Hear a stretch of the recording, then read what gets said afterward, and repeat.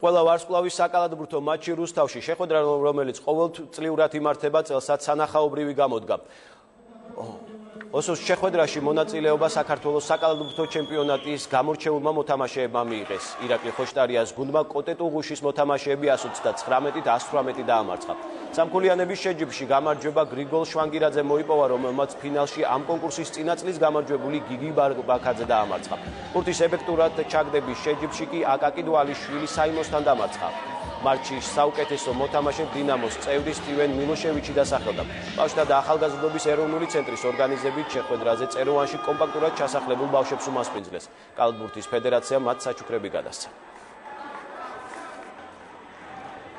ძალიან სასიხარულოა, რომ დარბაზი შეივსო, ბევრი ხალხი მოვიდა და მე ვფიქრობ, თამაში შედგა და ძალიან ბევრი ლამაზი მომენტი იყო და ხალხმა წინიანი სიამოვნა სანახაობით. ჩვენ დაგეგმილი გვაქვს, რა თქმა უნდა, ასეთი შოუების ჩატარება სხვადასხვა ქალაქში და იმედია, ამით უფრო მეტ მაყურებელს მოვიზიდავთ, უფრო მეტ ბავშვს მოვიზიდავთ კალათბურთში. დღევანდელი დღე ჩვენი ორგანიზებით, ბავშვთა და ახალგაზრდობის ეროვნული ცენტრის ორგანიზებით პირველად მოხდა და მიიღებს ტრადიციულ ხასიათს მთელი წლის მანძილზე ჩვენ ორგანიზებას გაუწევთ, რომ აღნიშნული ბავშვები სხვადასხვა ჩემპიონატებზე ვატაროთ, ეს ეროვნული იქნება თუ საერთაშორისო.